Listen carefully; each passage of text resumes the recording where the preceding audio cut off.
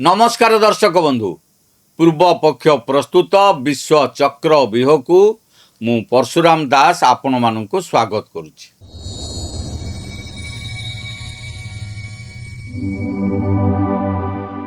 दर्शक बंधु भारतर प्रतिरक्षा किंबा मिसाइल प्रजुक्ति विद्या कथा आसिले साधारणतः आम मन को प्रथमे ओडिशार चांदीपुरर आईटीआर किंबा अब्दुल कलाम द्वीप कथा आसी थाए। किंतु आपण माने जानिछंती कि आम ओडिशा माटी रे आउ एक एमिति अनुष्ठान रहिछि जे सुदूर दुर्गम अंचल रही भारतीय सेनार प्रतिरक्षा बाहिनी को शक्तिशाली करिवारे एक अभूतपूर्व सफलता हासिल करिछि। आज्ञा हाँ मु कहूची ओडिशार आदिवासी बहुल जिला कोरापुटर सुनाबेड़ा थिबा हिंदुस्तान एरोनॉटिक्स लिमिटेड अर्थात हाल कोरापुट कथा। एई कोरापुट हाल एबे भारतीय प्रतिरक्षा एवं प्रजुक्ति विद्या क्षेत्र पई एमिति एक बड़ गुरुत्वपूर्ण खबर देइछि जहाकू सुनिले प्रत्येक ओडिया तथा प्रत्येक भारतीय छाती गर्वरे कुंडे मोट होइजिवो।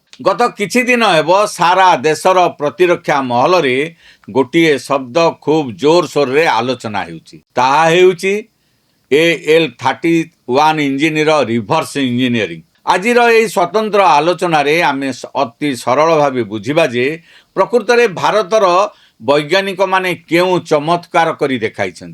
यही खबरटी भारत पई एते जरूरी कहीं यह द्वारा भारतर सबुठारु भरोसायोग्य सुखोई 30 युद्ध विमान एवं आमर स्वदेशी कावेरी इंजिन भविष्य केमिति संपूर्ण बदलिया जाउछि।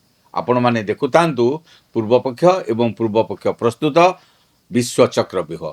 आपण मानकु मोर अनुरोध आम चैनल को लाइक करंतु, सब्सक्राइब करंतु आ बंधु मानक सहित अधिक अधिक शेयर करंतु। दर्शक बंधु आमे दीर्घ दशंधि धरी सुखोई 30 MKI युद्ध विमानर AL-31 इंजिन को भारत रे तैयारी एवं असेंबल तो करुथिले, किंतु यार प्रकृत डिजाइन ज्ञान आम पाखरे नथिला। एबे भारतर DRDO एवं कोरापुट हाल मिसी रुषियार से बहु वर्षर चालाकी को केमिति मात देइछंती ताहा ही आजिर सबुठारु बड़ इनसाइट स्टोरी। प्रथमे आसंतु सहज भाव बुझिबा एई AL-31 FP इंजिन टी प्रकृत रे कोन।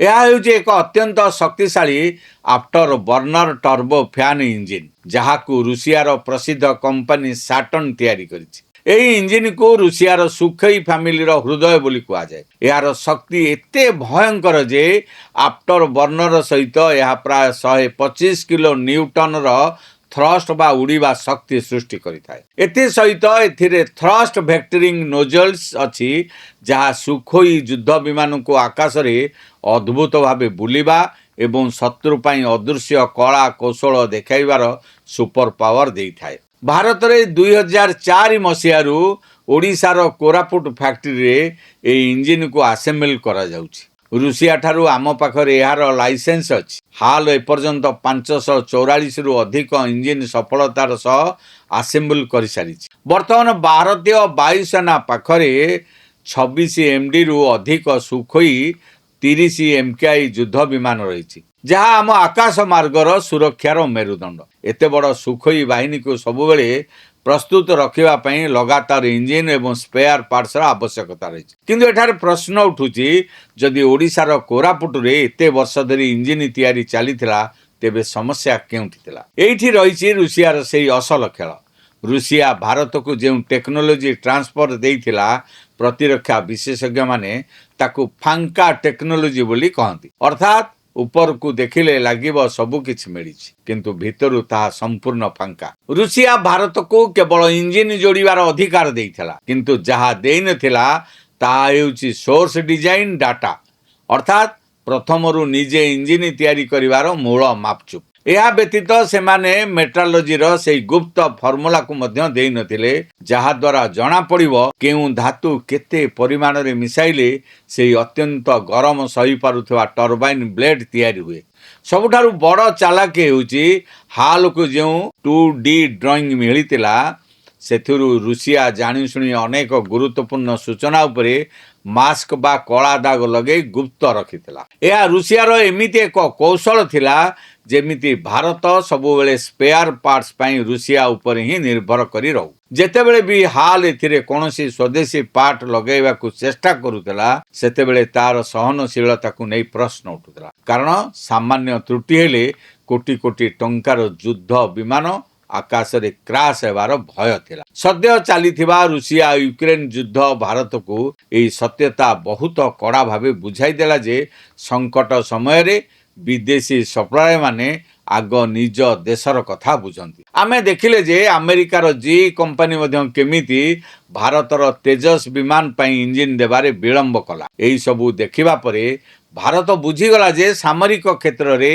ଆତ୍ମନିର୍ଭର ହେବା ଛଡ଼ା ଆଉ କୌଣସି ବିକଳ୍ପ ନାହିଁ। ଭାରତ ଚୀନ ଭଳି ରୁଷିଆର ଇଞ୍ଜିନକୁ ଚୋରି ବା ହୁବହୁ ନକଲ କରିନାହିଁ, ବରଂ ଭାରତ ନିଜର ସୁପର ପ୍ରଯୁକ୍ତି ବିଦ୍ୟା ବଳରେ ଏହାକୁ ନୂଆ ରୂପ ଦେଇଛି। ଡିଆରଡିଓ ଏବେ କୋରାପୁଟ ହାଲ୍ ସହ ମିଶି ରୁଷିଆ ଦେଇଥିବା ସେହି ଅଧା ଅଧୁରା 2D ଇଞ୍ଜିନକୁ ଏକ ସମ୍ପୂର୍ଣ୍ଣ 3D ଡିଜିଟାଲ ଟୁଇନ୍ରେ ପରିଣତ କରିଛି। ଡିଜିଟାଲ ଟୁଇନ୍ର ଅର୍ଥ ହେଉଛି କମ୍ପ୍ୟୁଟର ସ୍କ୍ରିନ୍ ଉପରେ ଇଞ୍ଜିନର ଏକ ସମ୍ପୂର୍ଣ୍ଣ ଆଭାସୀ ବା କ୍ଲୋନ୍ ରୂପ ତିଆରି କରିବା। ଏହାଦ୍ୱାରା ବାସ୍ତବରେ ଇଞ୍ଜିନର କୌଣସି ପାର୍ଟ ନ ବଦଳାଇ ମଧ୍ୟ ସେହି ସ୍ୱଦେଶୀ ପାର୍ଟଟି ଇଞ୍ଜିନର କେତେ ତାପମାତ୍ରା ଓ ଚାପ ସହିପାରିବ ତାହା କମ୍ପ୍ୟୁଟର ସ୍କ୍ରିନ୍ରେ ହିଁ ସିମୁଲେସନ୍ ମାଧ୍ୟମରେ ସମ୍ପୂର୍ଣ୍ଣ ସଠିକ୍ ଭାବେ ଜଣାପଡ଼ିବ। ରୁଷିଆ ଯେଉଁ ଗୁପ୍ତ ତଥ୍ୟଗୁଡ଼ିକୁ ଲିଭେଇ ଦେଇଥିଲା, ଆମ ବୈଜ୍ଞାନିକମାନେ ତାକୁ ପୁନଃ ପ୍ରକାଶ କରିବାରେ ସଫଳ ହୋଇଛନ୍ତି। ଏହାର ସବୁଠାରୁ ବଡ଼ ଫାଇଦା ହେଉଛି ଟର୍ବାଇନ୍ ବ୍ଲେଡ୍ ଟେକ୍ନୋଲୋଜିକୁ ଗଭୀର ଭାବେ ବୁଝିବା। ଯେକୌଣସି ଜେଟ୍ ଇଞ୍ଜିନର ସବୁଠାରୁ ଜଟିଳ ଏବଂ ଗୁରୁତ୍ୱପୂର୍ଣ୍ଣ ପାର୍ଟ ହେଉଛି ତାର ଟର୍ବାଇନ୍ ବ୍ଲେଡ୍, ଯାହା ହଜାର ହଜାର ଡିଗ୍ରୀ ତାପମାତ୍ରାରେ ମଧ୍ୟ ତରଳି ଯାଏନି। ଏହି ରିଭର୍ସ ଇଞ୍ଜିନିୟରିଂ ଦ୍ୱାରା ଭାରତ ସେହି ମେଟ୍ରାଲୋଜି ଜ୍ଞାନକୁ ଆୟତ୍ତ କରିସାରିଛି। ନିକଟରେ ଭାରତ ରୁଷିଆକୁ ଆଉ 25 MDT ଅତିରିକ୍ତ AL-31 ଇଞ୍ଜିନର ଅର୍ଡର ଦେଇଥିଲା। ସେଥିରେ ସର୍ତ୍ତ ଥିଲା ଯେ 54%ରୁ 6 ପ୍ରତିଶତ ପାର୍ଟ ସ୍ୱଦେଶୀ ହେବା ଦରକାର। ରୁଷିଆ ଭାବିଥିଲା ଭାରତ ପାଖରେ ତ ଡାଟା ନାହିଁ, ସେମାନେ କେମିତି ସ୍ୱଦେଶୀ ପାର୍ଟ ଲଗାଇବେ। କିନ୍ତୁ ଡିଆରଡିଏ ଏବଂ କୋରାପୁଟ ହାଲ୍ର ଏହି ମାଷ୍ଟର ଷ୍ଟ୍ରୋକ୍ ରୁଷିଆର ସେହି ଅହଙ୍କାରକୁ ଧୂଳିସାତ୍ କରିଦେଇଛି। ଏହି ସଫଳତାର ଭବିଷ୍ୟତର ଫାଇଦା ଅତ୍ୟନ୍ତ ବ୍ୟାପକ।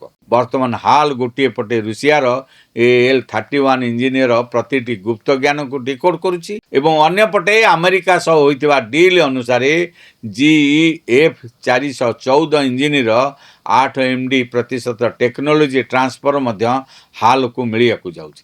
ଚିନ୍ତା କରନ୍ତୁ, ଯେତେବେଳେ ପୃଥିବୀର ଦୁଇଟି ସବୁଠାରୁ ଶକ୍ତିଶାଳୀ ଏବଂ ସମ୍ପୂର୍ଣ୍ଣ ଅଲଗା ଇଞ୍ଜିନ ପ୍ରଯୁକ୍ତିବିଦ୍ୟାର ଗଭୀର ଜ୍ଞାନ ଭାରତର ହାଲ୍ ପାଖରେ ରହିବ, ସେତେବେଳେ ଆମ ବୈଜ୍ଞାନିକମାନେ ଏହାକୁ ମିଶାଇ କେତେ ବଡ଼ ସ୍ୱଦେଶୀ ଚମତ୍କାର କରିପାରିବେ। ଏହି ଜ୍ଞାନ ସିଧାସଳଖ ଭାରତର ସବୁଠାରୁ ବଡ଼ ସ୍ୱପ୍ନ କାବେରୀ ଇଞ୍ଜିନ ପ୍ରୋଗ୍ରାମରେ ବ୍ୟବହାର କରାଯିବ।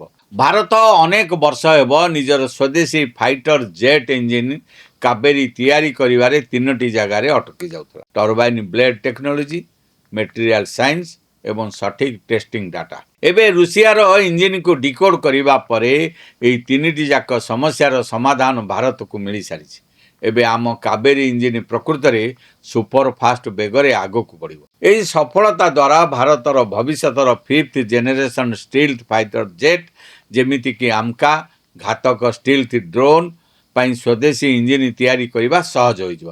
ସାରା ପୃଥିବୀରେ ଜେଟ୍ ଇଞ୍ଜିନ ତିଆରି କରିବାର ଜ୍ଞାନ କୌଶଳ ମାତ୍ର 4ରୁ 5ଟି ସୁପର ପାୱାର ଦେଶ ପାଖରେ ରହିଛି। ଆଉ ଏବେ ଓଡ଼ିଶାର କୋରାପୁଟ ହାଲ୍ ଯୋଗୁଁ ଭାରତ ସେହି ସୁପର ଏଲିଟ୍ କ୍ଲବରେ ସାମିଲ ହେବାକୁ ଯାଉଛି। ରୁଷିଆ ଭାରତକୁ ଯେଉଁ ଫାଙ୍କା ଟେକ୍ନୋଲୋଜି ଦେଇଥିଲା, ଭାରତ ନିଜର ବୁଦ୍ଧି ଏବଂ 3D ଡିଜିଟାଲ ପ୍ରଯୁକ୍ତି ବିଦ୍ୟା ବଳରେ ତାଙ୍କୁ ସମ୍ପୂର୍ଣ୍ଣ ଭାବେ ଭରପୁର କରିଦେଇଛି। ଏହା ରାତାରାତି ହେବ ନାହିଁ, ସମୟ ଲାଗିବ, କିନ୍ତୁ ଆମେ ସଠିକ୍ ଦିଗରେ ବଡ଼ ବିଜୟ ହାସଲ କରୁଛୁ। ଏଇଠି ଶେଷ କରୁଛି ଆଜିର ଏ ସ୍ୱତନ୍ତ୍ର ଅଧ୍ୟାୟ। କିପରି ଲାଗିଲା ମତାମତ ନିଶ୍ଚୟ ରଖିବେ। ଭିଡ଼ିଓଟି ଭଲ ଲାଗିଥିଲେ ଲାଇକ୍ କରିବେ, ସବସ୍କ୍ରାଇବ୍ କରିବେ, ବନ୍ଧୁମାନଙ୍କ ସହିତ ଅଧିକରୁ ଅଧିକ ସେୟାର କରିବେ। ରହୁଛି, ନମସ୍କାର।